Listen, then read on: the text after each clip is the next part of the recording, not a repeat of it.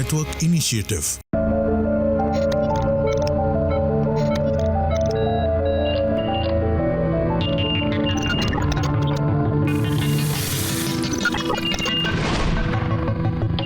नमस्कार, माझा डॉक्टर कार्यक्रमात मी डॉक्टर महेश चिटणीस सर्व प्रेक्षकांचं मनपूर्वक स्वागत करतोय.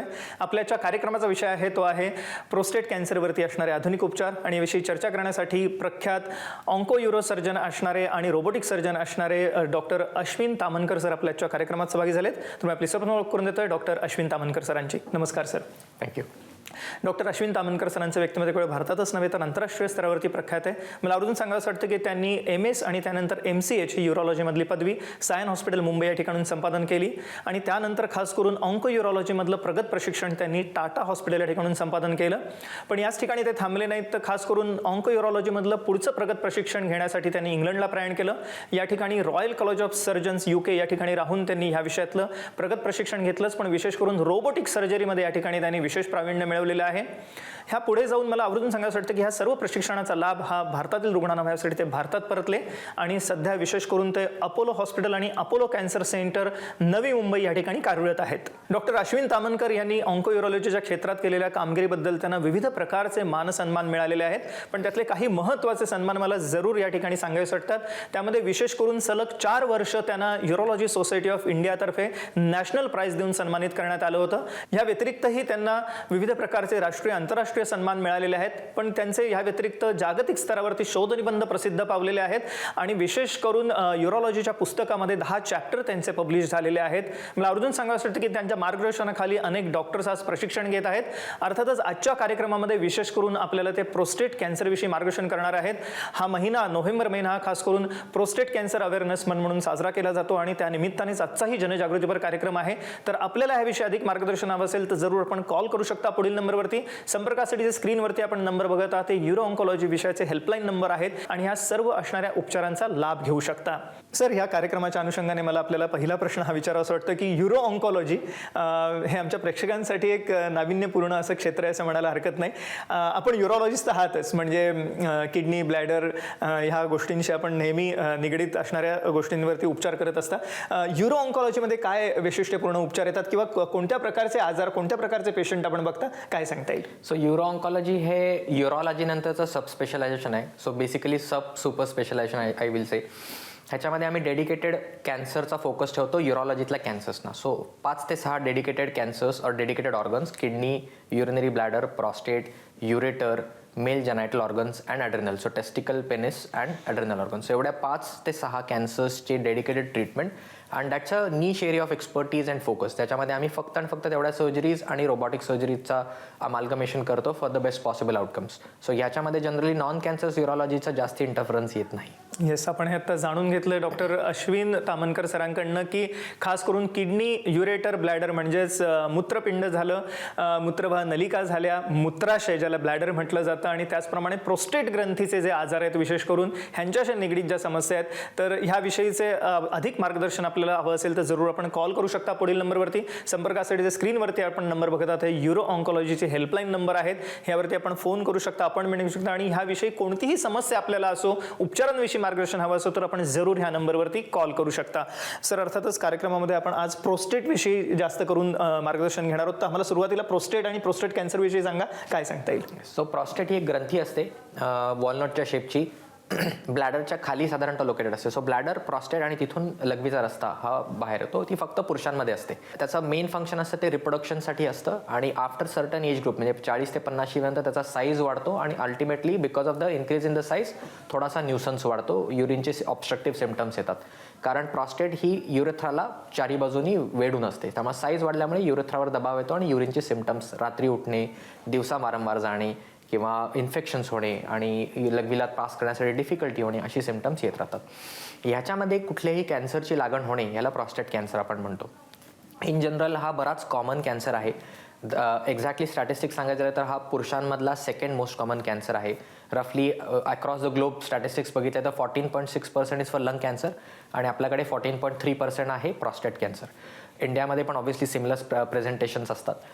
जनरली बघायचं झालं तर एखाद्या वर्षामध्ये साधारणतः 1.3 मिलियन प्रॉस्टेट कॅन्सरचे रुग्ण डायग्नोज होतात पर इयर आणि अनफॉर्च्युनेटली 3.5 लाख साधारणतः रुग्ण सकम होतात कॅन्सरसाठी, त्यांची डेथ होते because of cancer in one particular year. हा कॅन्सर खूप कॉमन कॅन्सर आहे आणि ग्रोईंग इन्सिडन्स आहे, त्यामुळे सगळ्यांनी ह्याच्याबद्दल अवेअर होणं महत्त्वाचं आहे. हेच आपण आता जाणून घेतलं की का महत्त्वाचं आहे प्रोस्टेट कॅन्सरविषयी अवेअरनेस जागृत करणं, कारण फार मोठ्या संख्येने आज पुरुषांमध्ये हा प्रोस्टेट कॅन्सर आपल्याला दिसतो आणि जर का आपण ह्याचं लवकर निदान केलं तर उपचार पूर्ण करणं आपल्याला शक्य आहेच, पण प्रिव्हेन्शन करणं ही ह्याचं शक्य आहे. अर्थातच कसं आपण कार्यक्रमात जाणून घेणार आहोत सरांकडनं, पण तत्पूर्वी सर, जेव्हा ही वाढते प्रोस्टेट ग्रंथी वाढते, मग कधी ती कॅन्सरची असते कधी कॅन्सरची नसते, तर कोणत्या प्रकारची लक्षणं निर्माण होतात, काय सांगता येईल मला? सो जनरली कॅन्सरमुळे डायरेक्ट सिम्पटम्स इनिशियली येणार नाहीत, कारण जसं मी म्हटलं की बॅकग्राऊंडमध्ये एनलार्जमेंट ऑफ द प्रॉस्टेट होत असते, ती प्रत्येक पुरुषाला आफ्टर सर्टन एज ग्रुप होते आणि त्याच्यामध्ये कॅन्सरची लागण होते. अर्ली स्टेजेसमध्ये कॅन्सरमध्ये डायरेक्ट सिम्पटम येणार नाही, पण जे सिम्पटम्स असणार ते मेजॉरिटीली युरिनचे सिम्पटम्स असणार because of the enlargement of the prostate, जो दबाव येतो. कॅन्सरमुळे परसे कधी कधी ब्लिडिंग युरिनमध्ये होऊ शकतं आणि इनिशियल स्टेजेसमध्ये याच्या व्यतिरिक्त मेन सिम्पटम्स नाही आहेत. त्यामुळे ऑल द मोर रिझन की आपण ह्याच्याबद्दल अवेअर राहिलं पाहिजे, की ह्याच्याबद्दलचा नॉलेज ठेवलं पाहिजे आणि ह्याच्याबद्दलचं टेस्टिंग केलं पाहिजे, कारण सिम्पटम डायरेक्टली येणार नाही आहेत. लेट स्टेजमध्ये जे इंडियामध्ये अनफॉर्च्युनेटली रियालिटी आहे की लेट स्टेजमध्ये जेव्हा हा कॅन्सर स्टेज 4मध्ये जातो आणि बोन्समध्ये जातो, तेव्हा आपल्याकडचे नियरली 50% पेशंट्स हे बोनमध्ये गेल्यामुळे बोनी पेन्सच्या संदर्भाने आपल्याला प्रेझेंट करतात sadly. That is the late symptom. आपण आता हे जाणून घेतलं डॉक्टर अश्विन तामनकर सरांकडनं की कशा रीतीने प्रोस्टेट ग्रंथीची वाढ झाली की आपल्याला सुरुवातीच्या काळात लक्षणं दिसतात. खास करून लघवीशी निगडीत समस्या आपल्याला दिसतात. लघवीची धार कमी होणं, लघवीचा जोर कमी होणं, लघवीला कधी कधी आपल्याला जात असताना थेंबाथेंबाने लघवी होते किंवा लघवी झाली तरी सुद्धा पूर्ण आपलं ब्लॅडर रिकामं झालंय असं वाटत नाही, पुन्हा लघवीची भावना राहते किंवा कधी कधी रक्तस्राव सुद्धा आपल्याला लघवीतनं दिसू शकतो. आणि त्यामुळे अशाच पद्धतीची कोणतीही लक्षणं आपल्याला लघवीशी निगडीत आढळली तर जरूर त्वरित आपण जवळच्या युरोलॉजिस्टचा सल्ला घ्या. आपण युरो ऑन्कोलॉजीची हेल्पलाईनही बघत आहात, ह्याहीवरती आपण फोन करून आपले प्रश्न विचारू शकता. खास करून पुरुषांसाठी अतिशय महत्त्वाचा असा हा आजचा जनजागृतीपर कार्यक्रम आहे. डॉक्टर, अर्थातच ह्या अनुषंगाने मला विचारायचं की जेव्हा अशा स्वरूपात रुग्ण आपल्याकडे येतात तेव्हा आपण कशा रीतीने त्यांचं निदान करता, आणि जसं आपण म्हणालात की जर का आपण लवकर ह्याचं निदान करू शकलो तर अर्थातच उपचारही आपण चांगले करू शकतो, तर त्यासाठी काही टेस्ट आपण सजेस्ट कराल का काही ठराविक वयोगटामध्ये, काय सांगता येईल? आपण पाश्चात्य देशांमधल्या गाईडलाईन्स बघितल्या, म्हणजे for example European association of युरोलॉजीच्या गाईडलाईन्स बघितल्या किंवा for that matter American guidelines जरी बघितल्या, तरी वयाच्या 50 नंतर प्रत्येक पुरुषाची आयडियली एक स्क्रीनिंग टेस्ट केली जाते, ज्याला आपण सिरम PSA टेस्टिंग म्हणतो. PSA stands for prostate specific antigen. So एक ही बेसिक ब्लड टेस्ट आणि एक physical examination by an expert, अशा दोघांचं कॉम्बिनेशन जे असतं ते प्रॉस्टेट कॅन्सर अर्ली स्टेजमध्ये डायग्नोज करण्यासाठी महत्त्वाचं पडतं. ह्याला आपण स्क्रीनिंग म्हणतो. सो ही टेस्ट कोणामध्ये करावी? डेफिनेटली येस, ज्यांना पूर्ण सिम्पटम्स आहेत युरिनचे त्यांच्यामध्ये तर ही मस्ट आहे, पण आयडियली स्पीकिंग हे प्रत्येक पुरुषाने सिम्पटम्स असू देत की नसू देत वर्षाकाठी एकदा वयाच्या 50 नंतर 75 वर्षापर्यंत साधारणतः ही टेस्टिंग्स रेग्युलरली केली पाहिजेत आणि त्याच्यामध्ये हा कॅन्सर लवकरात लवकर आपल्याला डायग्नोज होईल. कारण कॅन्सर कधीही इमिडिएटली स्टेज 4मध्ये जात नाही. इट टेक्स इयर्स, म्हणजे बरेच वर्षानुवर्ष कॅन्सर बॉडीमध्ये राहतो आणि डिटेक्ट होत नाही आणि तेव्हा तो स्टेज 4मध्ये पोहोचतो. जर आपण वेळच्या वेळेला त्याला निदान केलं, अर्ली डायग्नोसिस केला, स्क्रीनिंग केलं, तर हा स्टेज 4मध्ये पसरणारच नाही मेजॉरिटी ऑफ द सिच्युएशन्स. नमस्कार, माझं नाव सुदीप प्रामाणिक. माझे सासरे जे राहतात केरळला, त्यांचं वय आहे 70 वर्ष. मागच्या वर्षी त्यांना लघवीचा त्रास झाल्यामुळे जेव्हा त्यांचा फर्दर आम्ही डायग्नाइज केलं तर त्यांना प्रोस्टेट कॅन्सर हे आढळलं गेलं. तर आम्ही doctor Ashwin Tamankar Apollo hospital बेलापूरमध्ये त्यांना जाऊन भेटलो. त्यांनी आम्हाला पूर्ण प्रोस्टेट कॅन्सरची माहिती दिली. हल्ली मेडिकलमध्ये एवढा टेक्नॉलॉजी ॲडव्हान्स केलं आहे प्रोस्टेटमध्ये, तिकडे रोबोटिक सर्जरी म्हणून आहे. डॉक्टर अश्विन तामणकरनी रोबोटिक सर्जरी करून त्यांचा प्रोस्टेटचा ग्लँड काढलाय आणि आज माझे सासरे एकदम व्यवस्थित आहे. मला आवर्जून सांगावंसं वाटतं की खास करून प्रिव्हेंटिव्ह ऑन्कॉलॉजीमध्ये डॉक्टर अश्विन तामणकर सरांचा विशेष इंटरेस्ट आहे आणि त्या निमित्ताने ते बरेच जनजागृतीपर कार्यक्रमही करत असतात आणि ह्या निमित्ताने बरेच कॅम्प्सही केले जातात. त्यामुळे जरूर आपल्याला प्रोस्टेट कॅन्सरविषयी अधिक माहिती असेल किंवा आपल्याला प्रिव्हेंटिव्ह आस्पेक्टने आपले चेकअप करून घ्यायचे असेल तर जरूर कॉल करू शकता. आपण पुढील नंबरवर संपर्कासाठी आपण स्क्रीनवरती बघत आहात. सर, PSAचा हे व्हॅल्यू कधी कधी आपल्याला जर का प्रोस्टेट मसाज असेल किंवा सायकलिंग करणारे किंवा बराच काळ अशा पद्धतीचे काम करणाऱ्या लोकांमध्ये वाढलेलं दिसतं, तर अशा वेळेस आपण कशा रीतीने निदान करतो? प्रॉस्टेटची जी व्हॅल्यू असते ती कधी कधी इन्फेक्शन्समुळे आणि एखाद्या पेशंटची युरिन अडकली असेल आणि कॅथेटर लागला असेल तर ती व्हॅल्यू जास्ती येते, ती आपण फॉल्स पॉझिटिव्ह म्हणतो किंवा फॉल्सली हाय असते. अशा वेळेला आपण जनरली वेट करतो की अँटीबायोटिक्स देऊन इन्फेक्शन कमी करून आपण वेट करतो आणि PSA रिपीट करतो आणि पुढचे डिसिजन्स घेतो. आणि सध्या डायग्नोसिससाठी PSAच्या व्यतिरिक्त आपण MRI आणि त्याच्यानंतर प्रॉस्टेटची बायोप्सी करतो. Biopsy is a must for proving a diagnosis. त्यामुळे या फ्लोमध्ये जनरली इन्व्हेस्टिगेशन्स केली जातात आणि आपण कन्क्लूड करतो की या पेशंटला कॅन्सर आहे की नाही आहे. सर, ह्या अनुषंगाने मला विचारायचं आहे, अर्थातच जेव्हा असे प्रोस्टेट ग्रंथी वाढलेले रुग्ण आपल्याकडे येतात तेव्हा अर्थातच पहिले टप्पा आहे तो कॅन्सरचं निदान करणं आहे. तर आणि ते निदान केल्यानंतर त्याचं स्टेजिंग कसं केलं जातं किंवा त्यातले टप्पे कसे आपण निर्धारित करता, काय सांगता येईल? जेव्हा PSAची टेस्ट वाढून येते तेव्हा आपण त्यांना पुढची MRI करतो आणि मग बायोप्सी करतो. बायोप्सीमध्ये हा कॅन्सर प्रूव्ह होतो आणि बॉडीमध्ये पसरलाय की नाही हे बघण्यासाठी एक डेडिकेटेड पेट स्कॅन असतो, त्याला PSMA पेट स्कॅन म्हणतात. हे तिन्ही बॅटरीज ऑफ इन्व्हेस्टिगेशन झाल्यानंतर मग आपलं फायनली आपल्याला स्टेज कळते की कॅन्सर तिथेच आहे, लोकलाइज किंवा लोकली ॲडव्हान्स म्हणजे सराउंडिंग स्ट्रक्चर्समध्ये आहे, की बॉडीमध्ये पसरला आणि स्टेज 4मध्ये आहे, मेटास्टॅटिक आहे.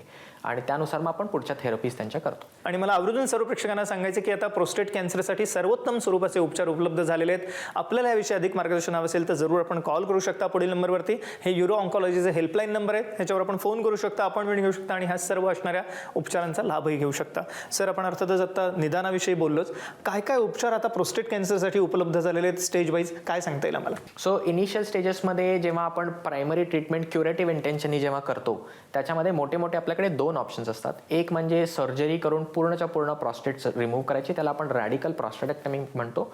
आणि दुसरा ऑप्शन जो असतो तो radiation therapy with without hormone therapy असा असतो. सो ही रॅडिकल प्रॉस्टेक्टमी म्हणजे इसेन्शियली आपण करतो काय, किंवा आता मी एक्सप्लेन करेन की ही आता रोबॉटिकली केली जाते. सन 2000मध्ये रोबॉटिक सर्जरीचं इव्हॉल्युशन झालं US मध्ये आणि आता ऑलमोस्ट 2 डेकेड झाली, 2 दशकं झाली. आणि त्याच्यामध्ये या रोबॉटिक सर्जरीचा जो ग्रोथ होता किंवा ज्या रोबॉटिक सर्जरीचे फिनेस होते, ॲडव्हान्सेस होते, ते इतके चांगले झाले की आता ही फार प्रिसिजन सर्जरी झालेली आहे. सो आपण रोबॉटिक सर्जरी प्रॉस्टेटची कशी करतात ते एका व्हिडिओच्या माध्यमाने समजून घेऊया. सो नॉर्मली पेशंट हा ॲनेस्थेशियामध्ये असतो, जनरल ॲनेस्थेशियामध्ये असतो. त्याला पूर्ण बेहोश केल्यानंतर व्यवस्थित पोझिशनिंग आणि पॅडिंग केलं जातं. छोटे छोटे पोर्ट्स बॉडीमध्ये इन्सर्ट केले जातात 8-8 मिलीमीटरचे आणि त्याच्यामधून इन्स्ट्रुमेंट्स रोबॉटची बॉडीमध्ये जातात. बेसिकली हे ॲडव्हान्स फॉर्म ऑफ लॅप्रोस्कोपी आहे. एकदा ती इन्स्ट्रुमेंट्स गेली की त्याला रोबॉटची कार्ड जी येते ती येते आणि डॉक होते, त्याला आपण डॉकिंग म्हणतो. आणि त्यातून ते रोबॉटचे स्पेसिफिक 3 ते 4 इन्स्ट्रुमेंट्स आत टाकले जातात. एकदा हे अटॅच झालं की पूर्णच्या पूर्ण कंट्रोल सर्जन शेजारीच बसून टेबलाच्या बाजूला बसून कन्सोलमध्ये एका 3 डायमेन्शनल बॉक्समध्ये बसून ही सर्जरी करतो, हाता आणि पायाचा वापर करून, ज्याच्यामध्ये हे पूर्ण मुवमेंट्स केल्या जातात, अतिशय प्रिसिजन मुवमेंट्स केल्या जातात आणि एक्झॅक्टली त्या बॉडीमध्ये पेशंटच्या ट्रान्सलेट केल्या जातात. ऑपरेशनच्या वेळेला आपण प्रॉस्टेट आणि त्याच्या मागचे सामान्य वेसिकल नावाच्या ग्रंथी पूर्ण काढतो आणि आसपासचे लिम्फ नोड्स काढतो. एकदा हे कंप्लीट झालं की पेशंटच्या बॉडीमधनं आपण तो स्पेसिमेन बाहेर काढतो आणि ब्लॅडर म्हणजे लघवीची पिशवी आणि युरेथ्रा हे एकमेकांना नवीन टाक्यांच्या संदर्भात नवीन टाके मारून आपण त्याला नवीन जॉईंट बनवतो आणि त्याला प्रोटेक्ट करण्यासाठी थोड्या वेळासाठी थोडे दिवसासाठी कॅथेटर ठेवला जातो. रोबॉटिक सर्जरीचे ॲडव्हान्टेजेस काय पडतात त्याच्यामध्ये की ही 3 डायमेन्शनल विजन असते, 20 टाइम्स मॅग्निफिकेशन असतं, खूप प्रिसिजन असतं. जनरली ब्लड लॉस, जुन्या काळामध्ये ओपन प्रॉस्टेट सर्जरीचं ब्लिडिंग आणि ब्लड ट्रान्सफ्युजनचा रेट खूप जास्ती असायचा. ॲज कम्पेअर टू दॅट आता हार्डली काही पेशंट्सना ब्लड ट्रान्सफ्युजन लागतं, blood loss is very minimal. त्यांची रिकव्हरी खूप फास्ट होते कारण मेजर इन्सिजन काहीच नसतो, मेजर चिरा नसतो बॉडीला, छोटे छोटे कट्स असतात. सेम डेला पेशंट्सना डाएट चालू केलं जातं. नेक्स्ट डे पेशंट स्वतः चालतो फिरतो, फेअरली पेनलेस असतो. मायनर फक्त सर्जरी पोस्ट सर्जरीचे फिलिंग असतं पण मेजर पेन नसते. पॅरासिटामॉल सारख्या साध्या पेन किलरवरती पेशंट कम्प्लिटली स्वतः चालतो फिरतो, पेशंटचं डाएट चालू केलं जातं आणि विदिन 48 आवर्स अप्रॉक्सिमेटली पेशंटला डिस्चार्ज केलं जातं. आणि ह्या सगळ्या ॲडव्हान्टेजेसमुळे पेशंटची रिकव्हरी फास्ट होते. आपण ह्या रिकव्हरीज 2 माध्यमांमध्ये बघतो. एक असतं ते कॅन्सर रिलेटेड आउटकम्स आणि दुसरं functional outcomes. Cancer outcomes obviously are equal on both sides. Functional outcomes are little better because इथे मॅग्निफिकेशन जास्ती आहे. जसं आपण बोलत होतो तसं ज्या नर्व स्पेरिंग प्रॉस्टेट सर्जरीज आपण करतो, ज्याच्यामध्ये काही पेशंट्स हे यंग असतात, त्यांना सेक्शुअल फंक्शन प्रिझर्वेशन हा एक फंक्शनल आस्पेक्ट ऑफ सर्जरी असतो. त्याच्यामध्ये आपण because of the magnified visions nerve sparing केलं जातं आणि ह्या नर्व्स आपल्या पेनिसला इरेक्शन्सच्यासाठी महत्त्वाच्या असतात. So functional outcomes of surgery are two fold. One is erectile function recovery आणि युरिनचं जे इनिशियली थोड्या वेळासाठी लिकेज होतं त्याची रिकव्हरी. ह्या दोन्हीच्या आस्पेक्टला रोबोटिक सर्जरीचा आपल्याला फायदा पडतो. सो स्टेज 4 कॅन्सरमध्ये जनरली आपण पूर्ण ऑब्व्हियसली सर्जरी करून प्रॉस्टेट काढू शकत नाही, कारण त्याचा फार ॲडव्हान्टेज नाही. तर त्यावेळेला आपण ट्रीटमेंट असणारे लॉंग टर्म कंट्रोलसाठी, आणि त्यावेळेला आपण रेग्युलर माध्यमांनी इंजेक्शन्स देऊन बॉडीमधली हॉर्मोन्स कमी करतो, प्लस ऑर मायनस किमोथेरपी किंवा अजून काही टॅबलेट्स देतो ज्याच्यामुळं बॉडीमधलं टेस्टोस्टेरॉन लेवल्स कमी होतात, आणि त्याच्या अनुषंगाने प्रॉस्टेट कॅन्सर दाबून ठेवला जातो आणि त्या स्टेजमध्येही पेशंटला बऱ्यापैकी आयुष्य मिळतं.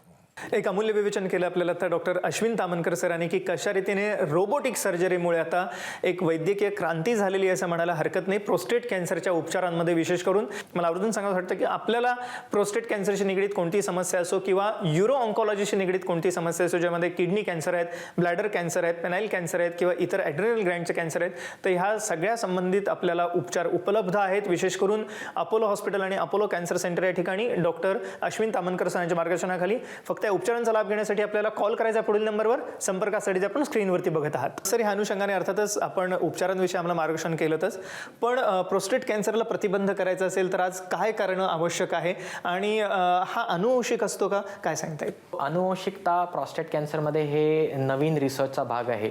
अनुवंशिकता म्हणजे एका पॅरेंटकडून पुढच्या पॅरेंटकडे किंवा पुढच्या जनरेशनकडे हा कॅन्सर ट्रान्समिट होणे, म्हणजे वडिलांना असेल तर मुलांमध्ये जी रिस्क असते ती थोडी वाढलेली असते, किंवा वडिलांच्या भावांमध्ये रिस्क वाढलेली असते, किंवा दुसरी गोष्ट म्हणजे काही जीन्स जी असतात ती नेक्स्ट जनरेशनमध्ये जर डॉटर असेल तर ती मुलगी असेल तर तिच्यामध्येही ब्रेस्ट अँड ओव्हरियन कॅन्सरची रिस्क थोडीशी वाढू शकते, ज्याला ब्राका जीन्स म्हणतात. सो अनुवंशिकता हा एक प्रकार आहे प्रॉस्टेट कॅन्सर, त्यामुळे आपल्याला ह्याचा अवेअरनेस असणं महत्त्वाचं आहे. आणि एस्पेशली सगळ्यात महत्त्वाचं, जो पेशंट डिटेक्ट होतो त्याच्या पूर्ण फॅमिली मेंबर्सनी ह्याच्याबद्दल केअरफुल राहणं आवश्यक आहे आयुष्यामध्ये. प्रिव्हेन्शन एकदम पूर्ण प्रिव्हेन्शनचे फॅक्टर्स नाहीत, कारण एक डेफिनेटिव्ह असा रिस्क फॅक्टर प्रॉस्टेटचा कॅन्सरचा नाही, जसा स्मोकिंग किंवा अल्कोहोल कन्झम्पशन हे जे रिस्क फॅक्टर्स काही कॅन्सरसाठी कारणीभूत असतात, असा डायरेक्ट प्रॉस्टेट कॅन्सरचा रिस्क फॅक्टर नाही. पण हा फेअरली कॉमन कॅन्सर आहे, कारण हा हॉर्मोन डिपेंडंट कॅन्सर आहे. त्यामुळे आपल्याला सगळ्यात महत्त्वाचं सेकंडरी प्रिव्हेन्शन जे आपण म्हणतो, म्हणजे अर्ली डायग्नोसिस अँड स्क्रीनिंग, त्याच्यावरती आपल्याला रिलाय करणं फार महत्त्वाचं आहे. प्रत्येक पुरुषांनी आज जे आपल्याला ऐकतायत त्यांनी लक्षात ठेवलं पाहिजे की वयाच्या 50 नंतर PSAची टेस्ट आणि एक्झामिनेशन हे वर्षाकाठी एकदा झालं पाहिजे, आणि त्यातले काही ॲबनॉर्मल रिझल्ट्स असतील तर ते स्पेशलिस्ट डॉक्टरला कन्सल्ट करून पुढचे फॉलोअप आणि पुढच्या ट्रीटमेंट्स आणि पुढचे डायग्नोसिस केले पाहिजेत. That is very important. आपल्याला कोणत्याही स्वरूपाचा युरोलॉजीशी निगडीत कॅन्सर असो, म्हणजे kidney cancer, bladder cancer, prostate cancer, penile cancer, adrenal ग्लँडचे कॅन्सर आहेत, तर ह्याविषयी आपण जरूर ह्या हेल्पलाईनवरती मार्गदर्शन घेऊ शकता आणि ह्या सर्व उपचारांचा लाभही घेऊ शकता. सर, आपल्याला आपल्या प्रेक्षकांना जाता आता काय सांगायला आवडेल, आणि विशेष करून आजचा हा जनजागृतीवर कार्यक्रम नोव्हेंबर महिना आहे म्हणून आहे, आणि आपण ह्या नोव्हेंबर महिन्याला मूव्हेंबर म्हणता, काय आहे मागचं गणित? सो मूव्हेंबर फाउंडेशन हे 2003 मध्ये ऑस्ट्रेलियामध्ये फाउंडेशन झालं, आणि त्याचा मेन इनिशिएटिव्ह आहे prostate cancer, testicular cancer awareness, आणि सगळ्यात महत्त्वाचं म्हणजे men's health aspect also. So त्याच्यासाठी नोव्हेंबर महिन्यामध्ये जगभरातली माणसं हे दाढी आणि मिशी वाढवतात, कारण हा मेल हॉर्मोन डिपेंडंट कॅन्सर आहे आणि हे प्रतीक आहे प्रॉस्टेट कॅन्सरचं, आणि त्याच्यासाठी हा अवेअरनेसचा इनिशिएटिव्ह असतो. मूव्हेंबरचं एक न्यूमॉनिक सॉर्ट ऑफ आपल्याला अंडरस्टँड करता येईल. एम म्हणजे men's health, O is over growing incidence of prostate cancer, हा almost second most common cancer आणि soon it will be the most common cancer. V is very simple screening test जे आपल्याला diagnose करणार आहेत या cancer, PSA आणि examination वयाच्या 50 नंतर वर्षाकाठी एकदा. E is expert urological oncology opinion. M is male hormone dependent cancer, आणि B is bladder outlet obstruction, कारण सिम्टम्स अशा माध्यमांनी येतात. E is radiation, external beam radiation therapy, आणि R stands for precision robotic cancer surgery. So ह्या मूव्हेंबरच्या अनुषंगाने मी एक लास्ट मेसेज देऊ इच्छितो की प्रॉस्टेट कॅन्सर हा महत्त्वाचा कॅन्सर आहे, स्क्रीन डिटेक्टेड कॅन्सर आहे, one of the only screen detected cancers in man, म्हणजे पुरुषांमध्ये. 50 नंतर या 2 सिम्पल टेस्ट लोकांनी करणं आवश्यक आहे.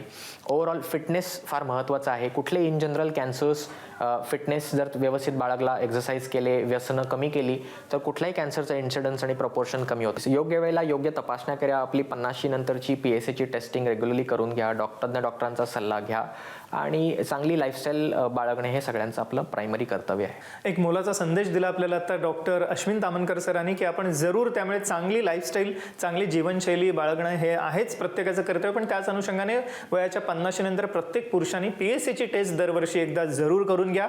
आणि हेच आजच्याही कार्यक्रमाचं उद्दिष्ट आहे. आजचा हा जनजागृतीपर कार्यक्रम खास करून ह्याचसाठी आहे.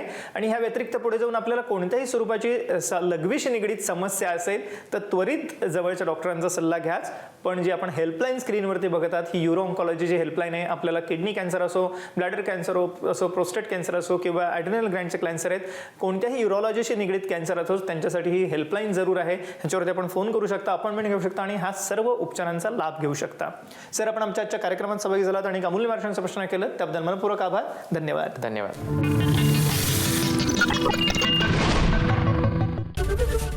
एबीपी माझा, उघडा डोळे बघा नीट.